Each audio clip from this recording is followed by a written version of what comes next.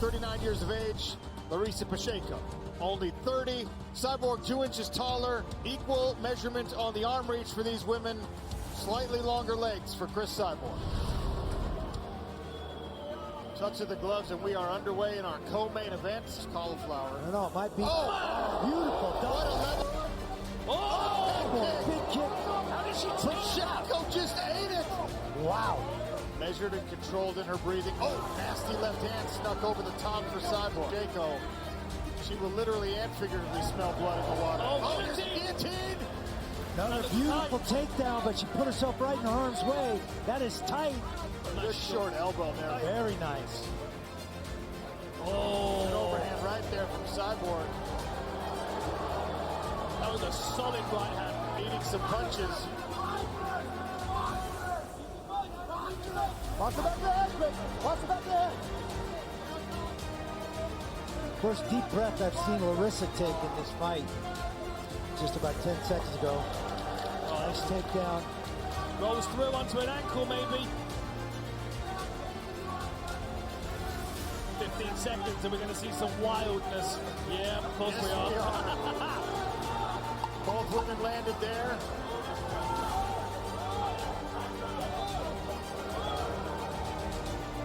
They'll swing away to the final bell here. 9-46, I'll have it for the winner by unanimous decision. And now the PFL Superfights Women's Featherweight World Champion, Chris Cyborg. The legend adds to her legacy. Chris Cyborg.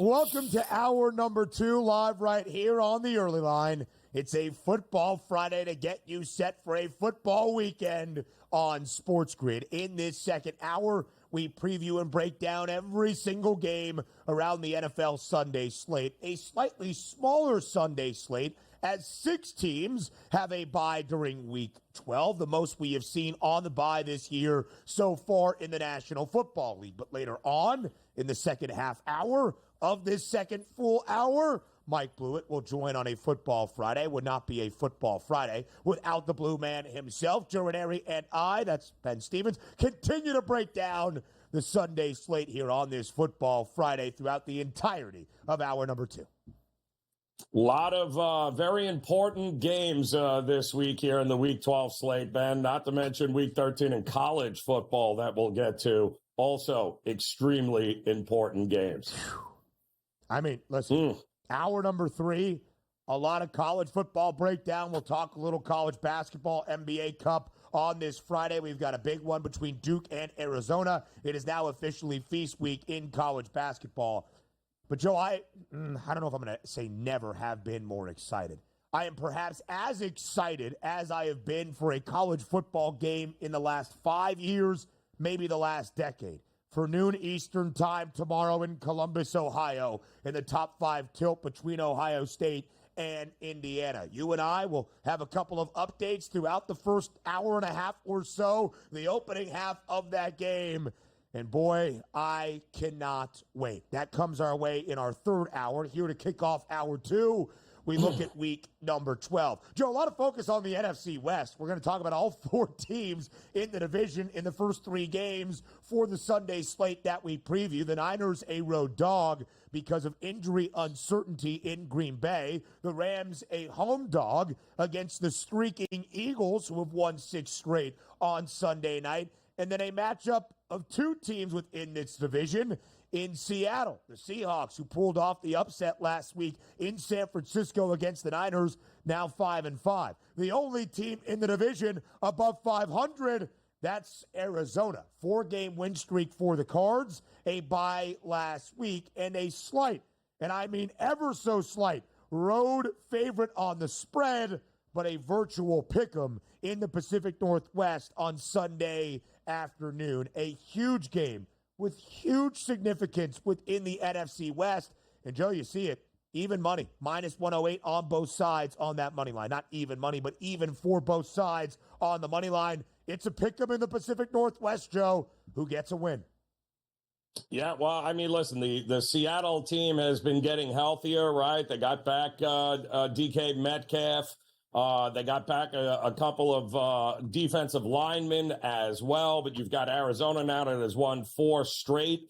3 of those 4 wins coming against teams who have had, well, shall we say, health and maybe offensive concerns, teams like the Bears, the Dolphins, and the Jets. But they're still just 2-2 straight up on the road here, Ben. And the Arizona defense is maybe the most impressive thing that we've seen because they're starting to get better. We always knew offensively they were going to be just fine with those weapons in Kyler Murray. The question was, defensively, could they improve here? Very young defense, and they've been doing that. Do we trust Geno Smith here? I don't know. And I do think Arizona as a favorite tells you everything you need to know about what the market thinks of this Arizona team. But I don't know. 12th man and all feels like this is put up or shut up time for Seattle and their new head coach. I lean Seattle, but in all likelihood, I think we're getting way more points than anything else. The over 47.5 is not a bad look for me. So I see it slightly differently because I actually like Arizona in this matchup, Joe. And one of the reasons I like Arizona to win on the road in Seattle is a Cardinals defense that has been so much on the upswing and improved with Jonathan Gannon, the head coach, in this 4-game win streak. In 3 of 4 wins, 15 points or less for the opposition, just 15 combined points in Arizona's last 2 victories. Now, Seattle really gets it done offensively, but still, I look at Arizona as the team I kind of like in this matchup. And frankly, Joe, when you look at the Cardinals with Jonathan Gannon as an underdog, they're not necessarily an underdog here. They have been sensational. In fact, they have won 5 of their last 6, 4 of those 5 outright as a dog. Their 2 other victories this year, both as either a point favorite or in a pick'em against the Rams week number 2, in a pick'em game in a divisional duel, and against the Bears at home a couple of weeks ago. But a really big game, Joe. And it is kind of crazy to say the Cardinals and the Seahawks in week number 12, probably the most impactful game for the NFC West of any that we have featured. Yep. Earlier in the year, San Francisco, I believe, entering that short week Thursday night game against Seattle. I bet on them, along with our producer extraordinaire, Joe Frizo, to win the NFC West. It felt like they would right the ship. They were such a strong divisional favorite entering the year. They would make good on that price. They are no longer the favorites. It's plus 340. In fact, it's Arizona at a minus 115 price. Seattle, you can see the numbers. Still a large, an uphill climb for the Seahawks in these spots, despite it being a pick'em in the Northwest. Joe, when all is said and done, what are you making of the NFC West right now? Well, it's interesting, Ben, because you've got, it feels like a Cardinals team that, don't forget, went 0-6 against the division last year. They didn't win a damn game against any of those teams, and yet we've already seen them beat the 49ers. We've seen them play one of the tougher schedules in the NFL, and here they are putting together a win streak, like you said, getting better on the defensive side of the ball. I mean, they've also have been pretty good coming after their bye week. They've also won some games. So you got the tougher schedule for the Cardinals. They're proving it along the way. Young team with a lot of weapons. There's nothing not to like about Arizona. And given what we just been talking about with the 49ers, why not the Cardinals here, Ben? What am I go from 0-6 last year in the division to sweeping the division this year? Very possible with the Cardinals. A perfect 2-0 right now. They hammered the Rams by 31. That's good for Arizona. This is divisional game number 3 against Seattle. And the Cardinals also beat the Niners in Santa Clara outright as a touchdown underdog earlier in the season.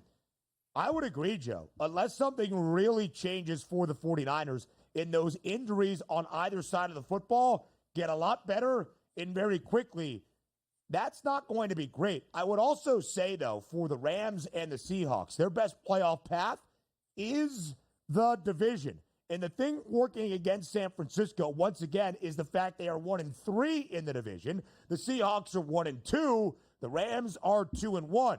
You're going to play a lot of divisional games down the stretch, so you got to win those just to improve the overall record and to have a shot at a playoff spot.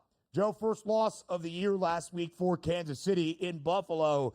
They now head to Carolina as a double-digit favorite. KC laying 10.5 on the road in Charlotte against the Panthers. Now, listen, it is a bounce-back spot, but the Chiefs have not been great at covering big numbers or winning decisively in their 9 victories this year. Can they here in week number 12? Yeah, be careful. That's all I'll say with this Chiefs team, expecting them to win by margin. It has not been a profitable endeavor looking to do that. I do think maybe a Kansas City team total might not be a bad look here. I think 26.5 points. I could see them putting 28, 30 points on this Carolina team. But it's the defense of Kansas City that worries me. They've been getting worse each week here, Ben. Worse. And that's a little bit concerning, Joe, because the offense has not been great. KC has been a 6.5-point favorite or more 5 times. They're just 1-4 against the number. More from the Sunday slate next.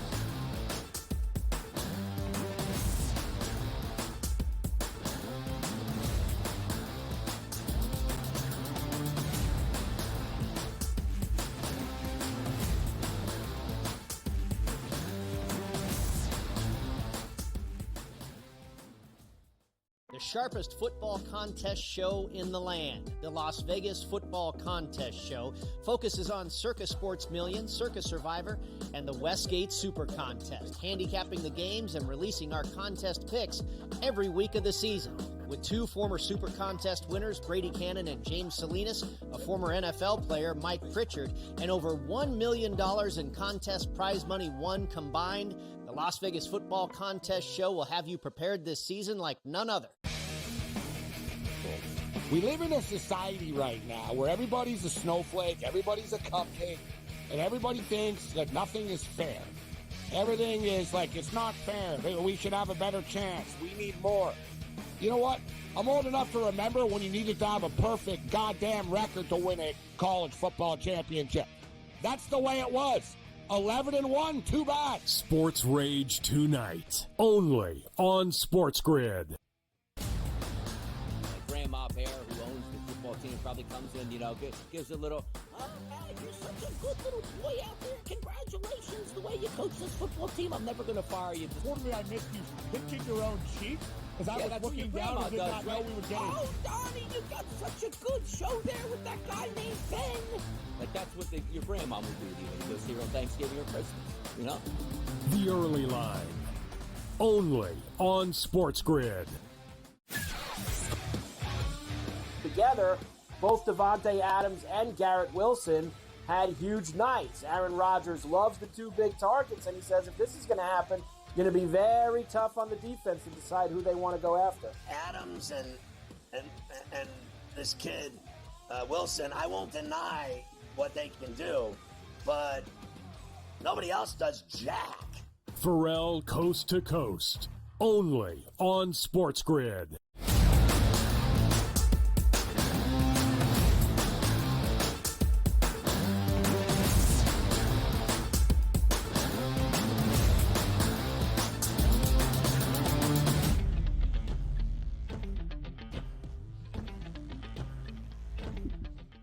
We continue our preview of the NFL Week 12 Sunday slate live right here on a Football Friday on the Early Line on SportsGrid. A compelling game on Sunday in Chicago. Of course, the Bears, after firing offensive coordinator Shane Waldron last week, had a little bit of offensive life on Sunday against Green Bay and should have had a victory if it wasn't for their head coach holding them back always and a big mitt of Green Bay's Carl Brooks, deflecting and blocking a game-winning potential field goal try from Cairo Santos. The Bears did lose. They have now dropped a bunch of games in a row.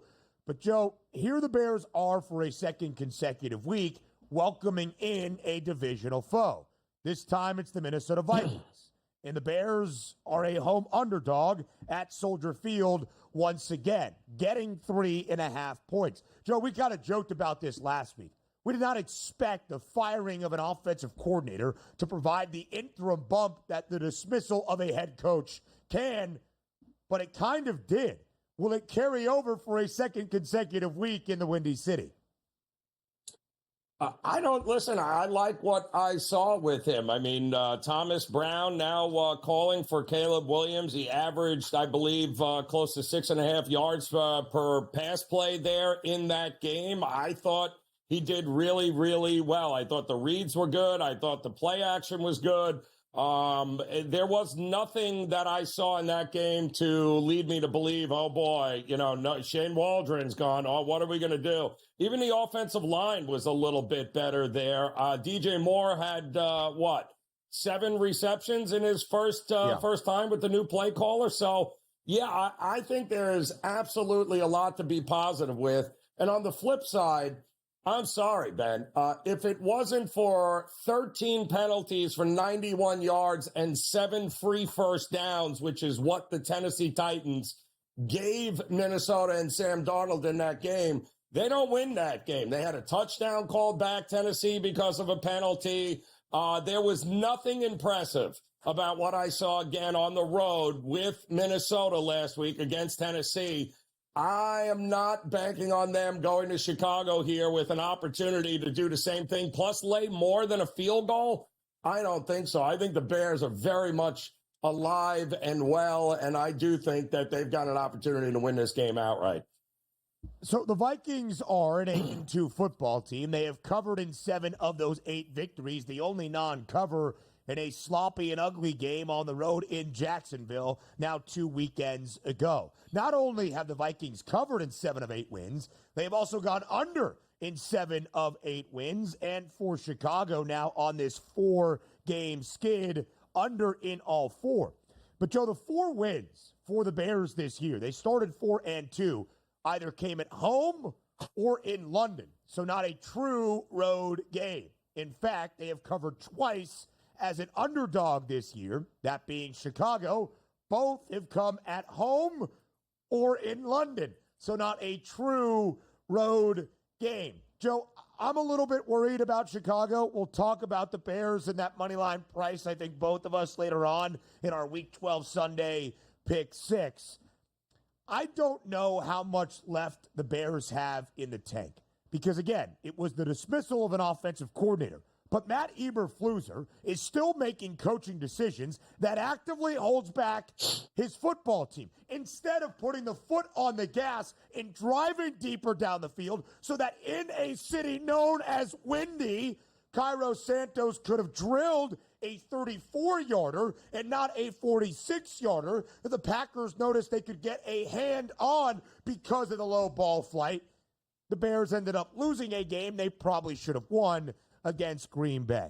So again, I'm a little bit scared of Matt Eberflus and the Bears, but I was very optimistic based on Caleb Williams' performance, especially in the fourth quarter, especially on that final possession against Green Bay in his first game with new offensive play caller Thomas Brown. The other NFC North team in action on Sunday, that's perhaps the best team in the National Football League, the Detroit Lions. The Lions, a 7.5-point road favorite in Indianapolis against Anthony Richardson and the Colts. You see that total, 50 and a hook. Joe, what's your breakdown of this matchup in Indy? That's too many points. Call me crazy here. Both of these teams have played similar strength of schedules so far this season.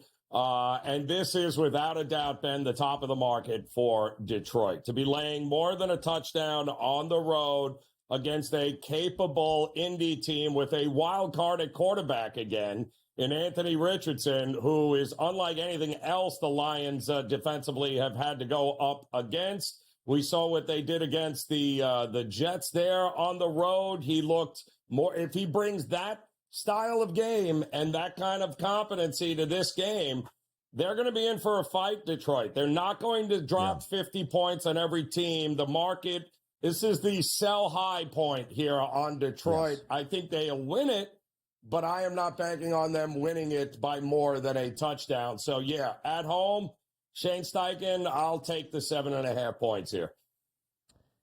And so, Joe, that's kind of where I feel as well. I believe Detroit wins this football game. I believe the Lions are the best team in the National Football League. Detroit is the best cover team in the NFL as well, covering in 8 of 9 wins, 45-19 against the spread with Dan Campbell, 18-7 ATS as a favorite since the start of last season. Every trend says the Lions win this game comfortably, and maybe they do, but even winning by a touchdown is a non-cover. And Indianapolis has also been a great cover team as an underdog, 6-2. ATS this year as an underdog. And in terms of points, Joe, at 50.5, in 4 of those 6 covers as a dog, 3 in which Anthony Richardson started the game, those totals have gone over. I do think we will see some points. I think Anthony Richardson showed off his maturity and his resolve last week to beat the New York Jets, as we both kind of predicted that Indianapolis would on the road in MetLife. I think it's a really good and compelling game on Sunday, maybe a little bit under the radar. I think we'll be seeing that game a lot on Red Zone, and I think you guys will be breaking it down on In Game Live. More from the Sunday slate comes your way next.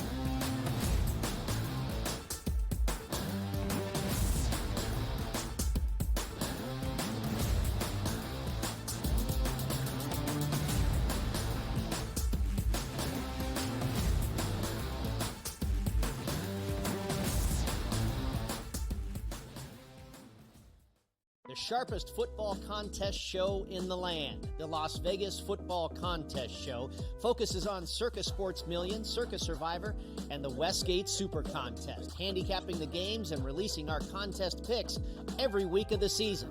With 2 former Super Contest winners, Brady Cannon and James Salinas, a former NFL player, Mike Pritchard, and over $1 million in contest prize money won combined, the Las Vegas Football Contest Show will have you prepared this season like none other.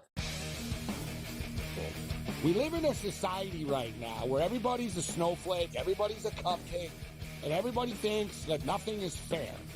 Everything is like, it's not fair. We should have a better chance. We need more. You know what? I'm old enough to remember when you needed to have a perfect goddamn record to win a college football championship. That's the way it was. 11-1, too bad. Sports Rage tonight, only on SportsGrid. Grandma Bear, who owns the football team, probably comes in, gives a little, oh, man, you're such a good little boy out there. Congratulations, the way you coach this football team. I'm never going to fire you. Quarterly, I missed you pinching your own cheek as I was looking down and did not know we were getting. Oh, Donnie, you got such a good show there with that guy named Ben. Like, that's what your grandma would do to you when you go see her on Thanksgiving or Christmas, The Early Line, only on SportsGrid. Together, both Davante Adams and Garrett Wilson had huge nights. Aaron Rodgers loves the 2 big targets, and he says if this is going to happen, it's going to be very tough on the defense to decide who they want to go after. Adams and this kid, Wilson, I won't deny what they can do, but nobody else does jack. Pharrell Coast to Coast, only on SportsGrid.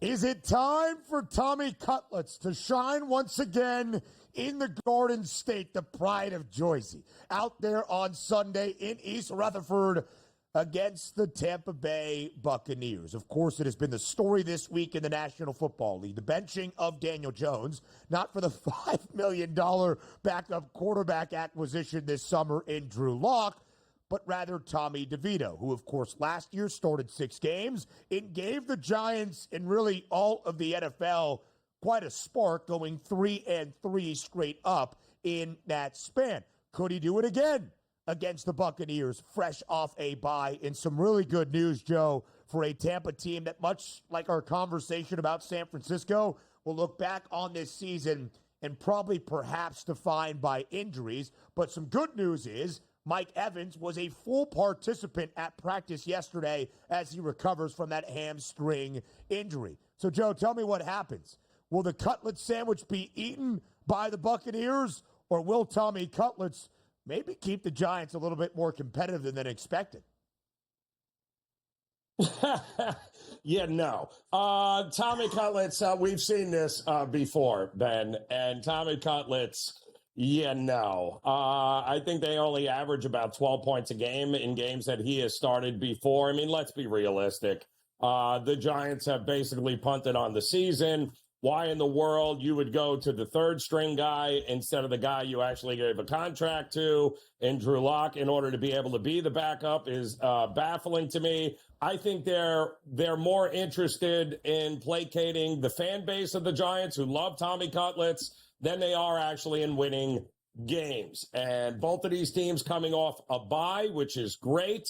We also know that both of these guys coming off of byes tend to have their defenses ready to go here. And I have no doubt that Todd Bowles, in the cold weather there, will have his D ready to go against Tommy Cutlets. And quite honestly, same situation here. I don't necessarily trust Baker Mayfield either in MetLife, wind, cold conditions. The fact that Evans is back is great, but it's a hamstring injury in 30 degrees. And he could run 2 plays, Ben, and be back out. So to me, I think forget about the side. The whole world is going to bet Tampa. I do think the under is the way to look at this game, and I'd take it even further, and I would look to go under the Tampa team total here because I don't think this is going to be some sort of high-scoring game. You're not lighting up the New York Giants defense in this one.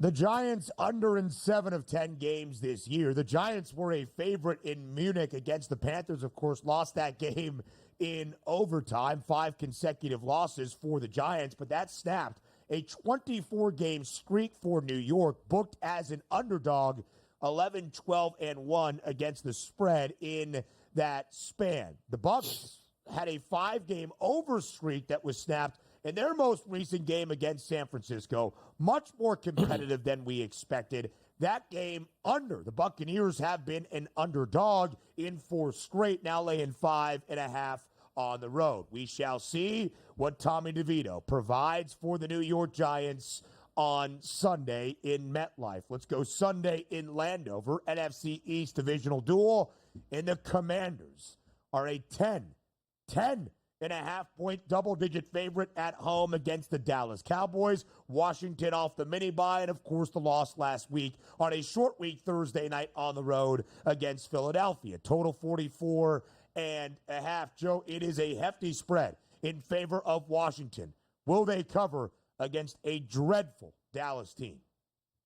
This game is huge for one Dan Quinn, is it not? I mean, he was the Cowboys DC over the last couple of years prior to getting this head coaching gig. I think he'll have his guys ready to go. They've also lost 2 straight, but they've got extra rest and had a chance to reset following that Thursday night football game against Philly. Jaden Daniels also had a chance to heal those ribs a little bit. I think it's a mismatch. I wouldn't mind laying the double digits here with Washington, but I'm also probably fading the Dallas team total in this game as well. I think it's just going to be ugly as ugly gets. Dan Quinn pointing to the other side and saying, ha, ha, ha, Mike Zimmer ain't me, brother. And I think they try to add up some points. That total of 45.5. Now, listen, Dallas has lost 5 straight games. They've been an underdog in all 5. They have not covered a number. And, Joe, frankly, on Monday night at home against the Texans, if you thought the Cowboys would even be competitive with Cooper Rush, I think that really kind of faded out the window as well. Mike Blewitt joins us next on this Football Friday.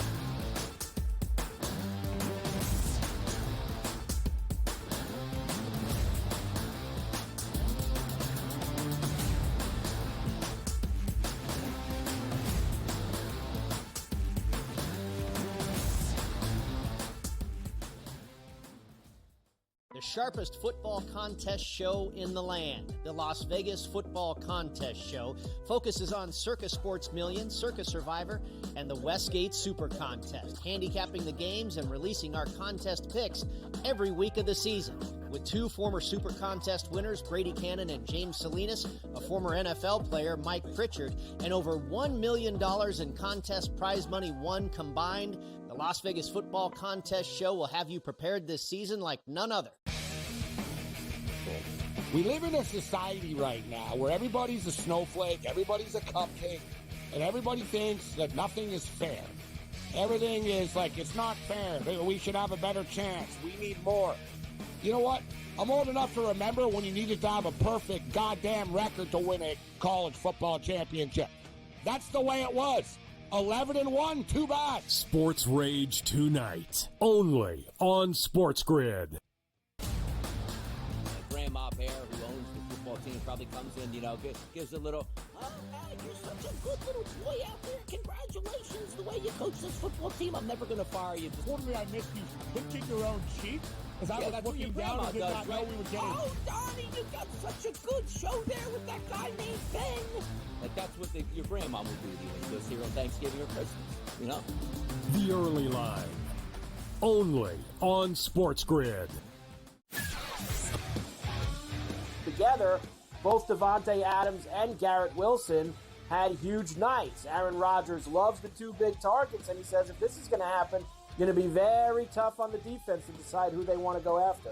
Adams and this kid Wilson, I won't deny what they can do, but nobody else does jack.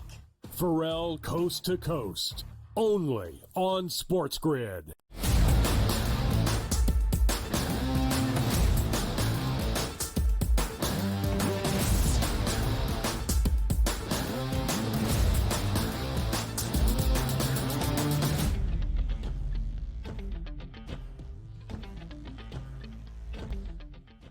A Football Friday would not live up to its name unless Mike Blewitt joined us in the second part of our second hour, so that's exactly the case. Here on this Football Friday on the Early Line, he is Mike Blewitt. I am Ben Stevens. German area off to the right as well. Blue, before we dive into the Sunday slate and the matchups that we have, of course, we must look back on a Thursday night.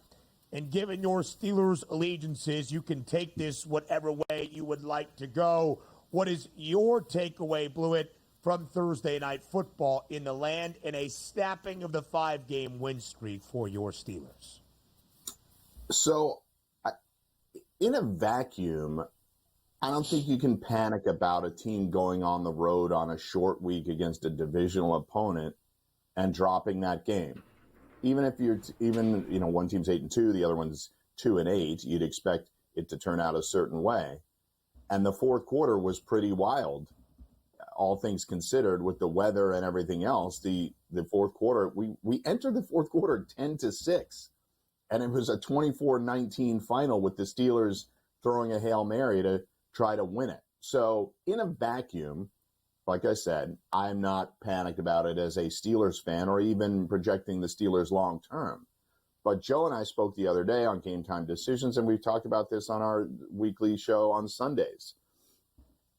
The Steelers still have yet to solve these short yardage and red zone situations. The Browns had 3 second-half turnovers that the Steelers turned into only 7 points.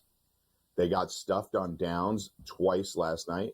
They stall in the red zone again. They forced Boswell to kick a 58-yard field goal, and people are stunned that he missed it. He's missed 2 kicks this year, a 62 and a 58-yard attempt last night in the snow on grass. So hardly one that you should count up as a big miss for Boswell, but he's practically the MVP of the team in the way that he's won games for them. So I think everything regarding red zone and short yardage situations is the concern, and it's why people will not take them seriously until they start to solve those issues and score more touchdowns. It took them 8 quarters to score a touchdown before they scored the 2 in the fourth quarter last night. And the last thing is, we've talked about their schedule a lot. I need people to realize that, yes, they have a nice little break here for the Bengals game, and then they play the Browns. However, it will be starting December 15th. The Steelers will play 3 games in 10 days at Philly, at Baltimore, and Kansas City on Christmas Day. It feels like, Blewitt, like if I'm Tomlin and the Steelers, I just need to split the rest of the games against the AFC North. I'm happy if I do that, and then I'm in the playoffs, and anything can go from there. So what is your ceiling with this team as a future here? Are you not buying them for the AFC North? Do you think they can still contend for a possible AFC title? What's the outlook here for this team for you?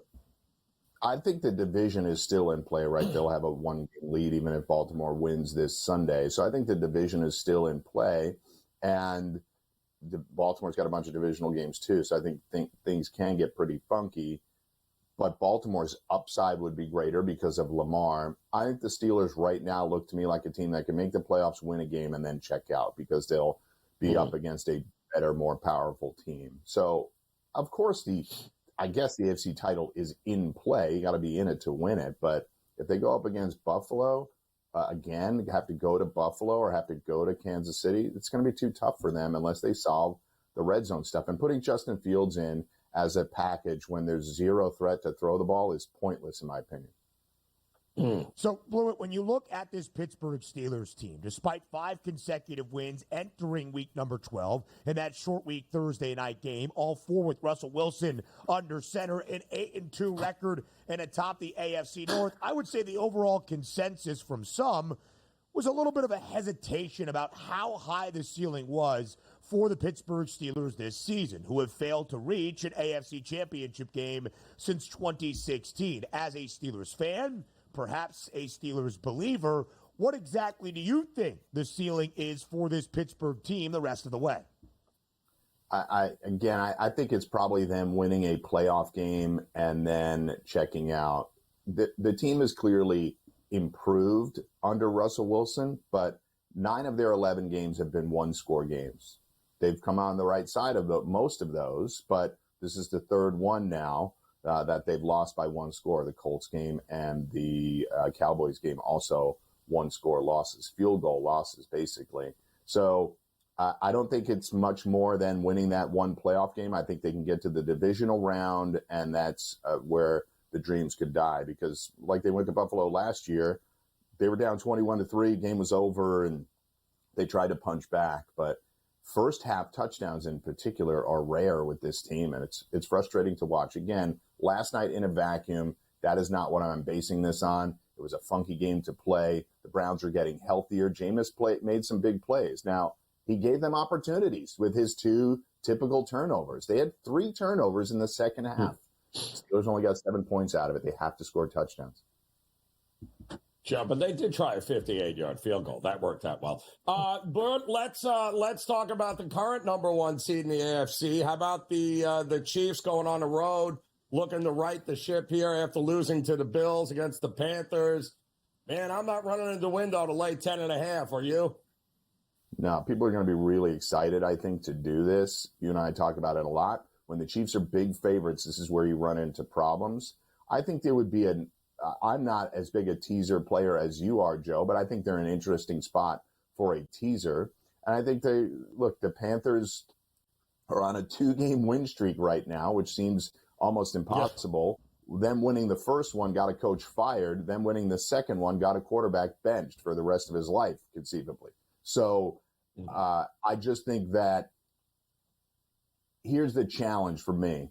The Panthers scoring points against this Kansas City defense, I think Spagnuolo could really make the day miserable for Bryce Young in that offense. So you look at a Panthers under 15.5. I could see the Chiefs covering this game, definitely, but I would prefer to take them in the second half, laying 5.5, and put them in a teaser if you're going to play the full game. I think that's where those are the 3 plays that I like the most. And keep in mind, for those Kelce props, he's become a bigger part of the offense than he was 2 months ago. That's unquestionable, and I think you'll see his numbers start to increase game over game. Maybe Patrick Mahomes and the offense so spurned from the first loss last week, 27.5 is the team total for Kansas City. But the Chiefs have been a 6.5-point favorite or greater 5 times already this year. That's not overly crazy, but just 1-4 against the spread. The Panthers on a 2-game win streak for the first time since 2022. Blewitt, let's go to an AFC South divisional duel between the Texans and the Titans in H-Town on Sunday. Houston in a divisional game, more than a touchdown favorite against Will Levis and the Titans. How do you see this game playing out in Houston on Sunday afternoon? Not unlike last night, we can see a lot of funky things will happen in these divisional games, but Titans just 1-9 against the number. Joe and I have the pleasure of watching a lot of Titans because they're on at 1 o'clock almost every week. And I don't know if everybody realizes the struggles of this team offensively. And as a team, they rank 30th in turnovers. They've turned over the ball 18 times. And as a defense, they rank 31st, only taking the ball away 7 times in the entire season. Houston takes advantage of that. They have forced 20 turnovers on the season. I think that tells you the story of the game. I'm leaning towards second half with Houston, but again, I don't see a lot of points in this one. I think the under play here. The Titans are a 2-8 football team straight up. They are just 1-9 against the spread. They have not covered in any one of their 8 losses so far this season. More on a Football Friday with Mike Blewitt up next.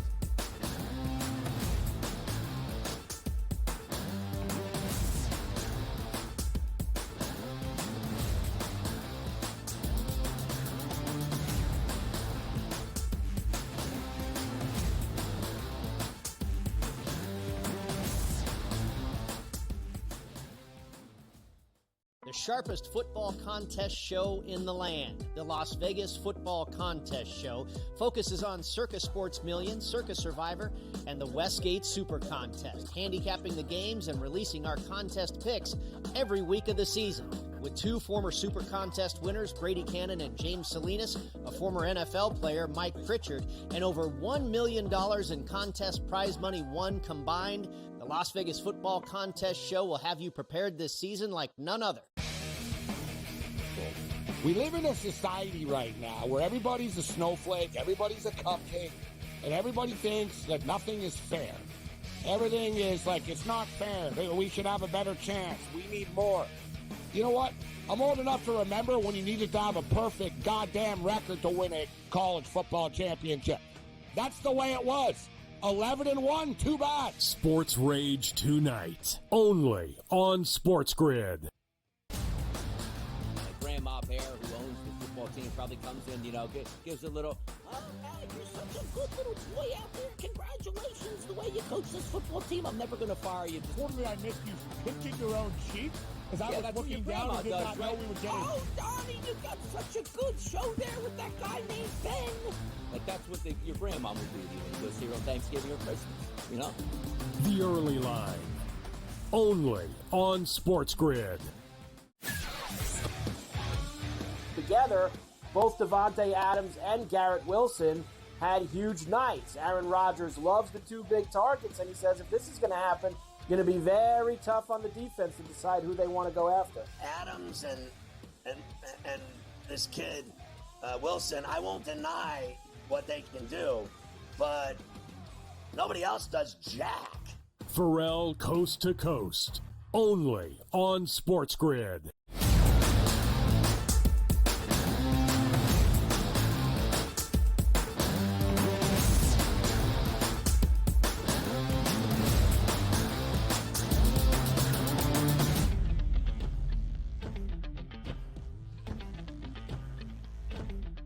We preview every single game on the NFL Sunday slate any given week here on a Football Friday. Only 11 this upcoming Sunday. 6 teams on the bye in week number 12. So just 2 more games outstanding that we have not touched on yet so far here in this Football Friday. Next, Mike Blewitt, we head to Miami, a South Florida showdown between the Dolphins and the Patriots. The Dolphins have won 2 consecutive games. They have covered in both of those wins. Is there some hope this year still out there for Miami despite being 2 games below 500. They're a full touchdown favorite, Blue, at home against the New England Patriots. How comfortable is this game going to be for the Finns?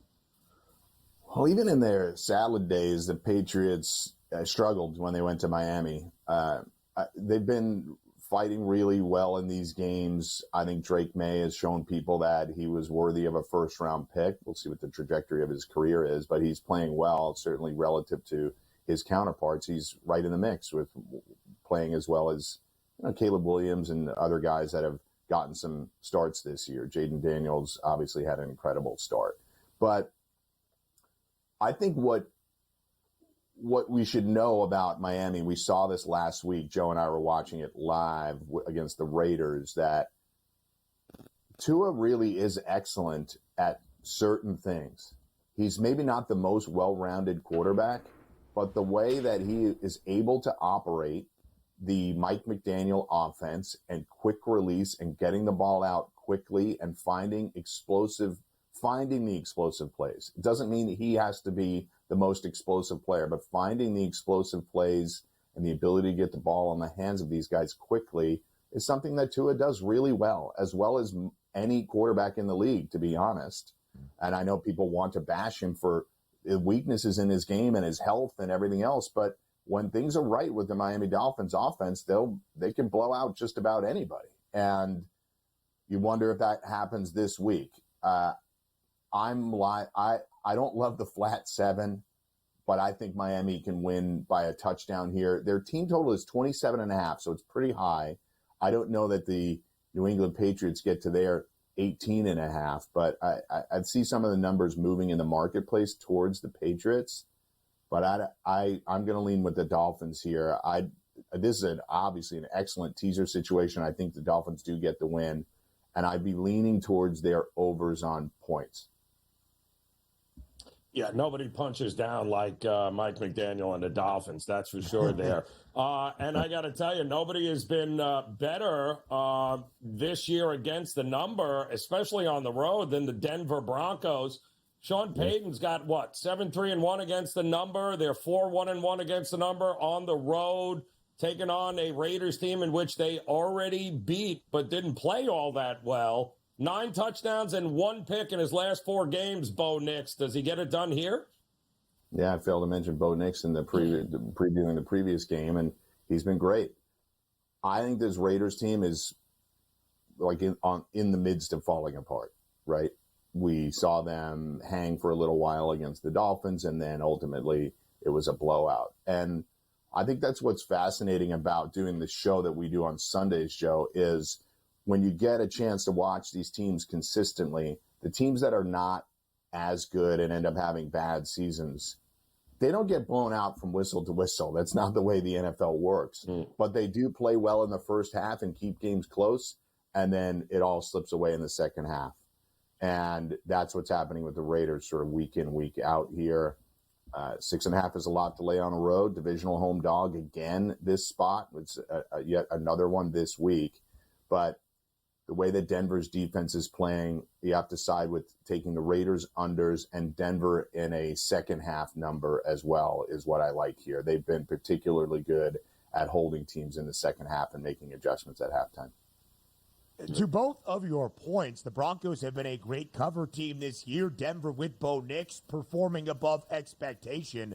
It was a win total of just 5.5 entering this year, a number they have already cleared. They are 4-0 against the spread, that being the Broncos as a favorite this season. So, Blewitt, as we look at the AFC as a whole, we touched on the impact of the Steelers losing last night on the road in Cleveland, what it means for the AFC North, if it might restructure those teams that will host a playoff game to start off the postseason. I want to talk to you now about the wild card teams, because the AFC is not quite the gauntlet, perhaps, that we expected. Teams like the Jets, the Dolphins, the Bengals, all well below 500 at this moment.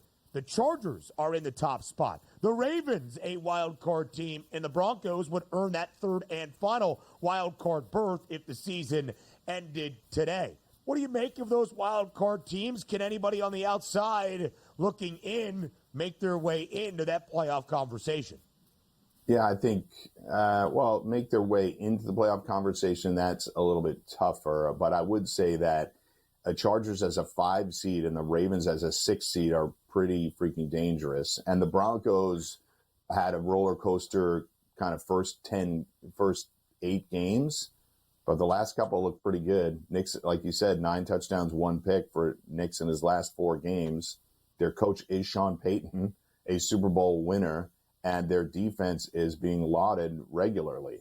I'd like to see them do that consistently. I think the Broncos are the type of team as a 7 seed right now who have 7 games to prove to us, or 6 games rather, to prove to us how powerful they can be at the end of the season. I think they're a really interesting team to watch, and they may elevate as we get further. But the Ravens as a 6 seed, if the Steelers had to host the Ravens in a playoff game, that would be a hell of a matchup. And the Chargers just play the type of football that can win late in the season. If they can add some more explosivity to the offense, which we saw more recently, then I think people will start to define the Chargers a lot differently. But they're in the shadow of the Chiefs, and they probably will not get that credit until they go out and win a playoff game and close out a playoff game like they've been unable to do for the last 10 years. Yeah, it has been a struggle. As we look at the AFC Championship odds, the odds makers still see that tier of 3, the Chiefs, the Bills, and the Ravens, all separated by just $1.50. We'll go from the AFC to some huge matchups on the Sunday slate in the NFC with Mike Blewitt up next on a Football Friday.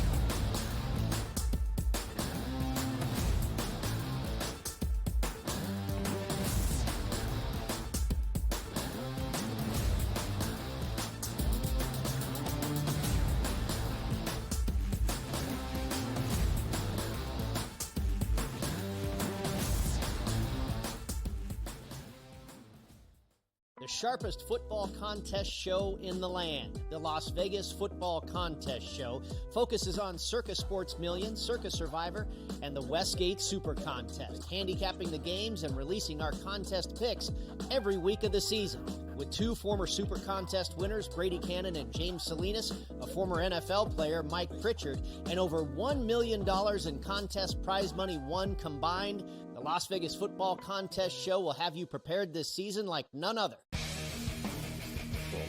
We live in a society right now where everybody's a snowflake, everybody's a cupcake, and everybody thinks that nothing is fair. Everything is like, it's not fair. We should have a better chance. We need more. You know what? I'm old enough to remember when you needed to have a perfect goddamn record to win a college football championship. That's the way it was. 11-1, too bad. Sports Rage tonight, only on SportsGrid.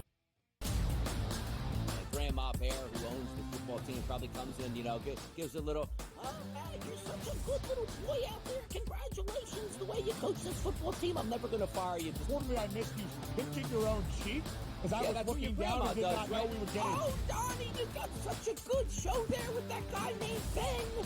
But that's what your grandma would do to you when you go see her on Thanksgiving or Christmas, The Early Line, only on SportsGrid. Together, both Davante Adams and Garrett Wilson had huge nights. Aaron Rodgers loves the 2 big targets, and he says if this is going to happen, going to be very tough on the defense to decide who they want to go after. Adams and this kid Wilson, I won't deny what they can do, but nobody else does jack. Pharrell Coast to Coast, only on SportsGrid.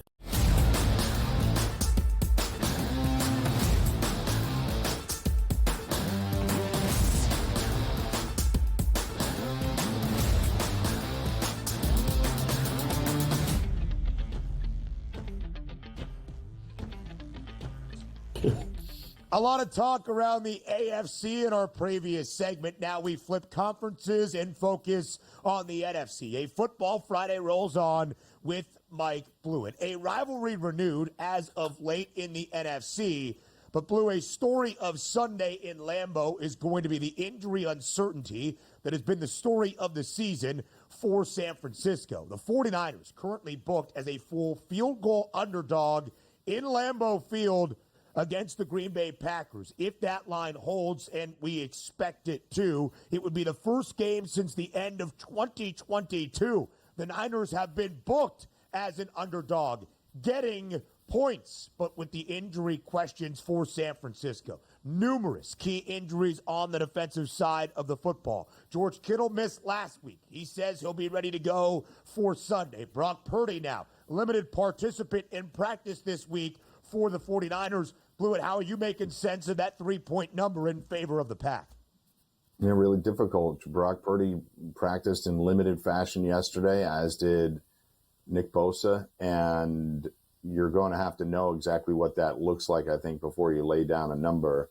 The Packers lucky to escape last week. I think the concerning thing about the Packers, which I had a lot, I think Joe and I both had the Packers to represent the NFC in the Super Bowl preseason, but Jordan Love leads the league in interceptions. He hasn't even played in every game. The carelessness at times with which he takes care of the ball is starting to become a concern. He's got great talent and the whole team behind him with the support of the extension and everything else. But you can't give this type of team, regardless of who's quarterback, ample opportunities to keep scoring. They have Christian McCaffrey on their team. They are not, for example, the Steelers that we talked about earlier that lack the punch to get in the end zone. Now, that actually, ironically, has been a little bit of a concern here. The Niners settling for field goals. We've figured everybody starts to get healthy. Maybe they can start to convert these. But going on the road in Lambeau with a banged-up quarterback is not a great spot for them.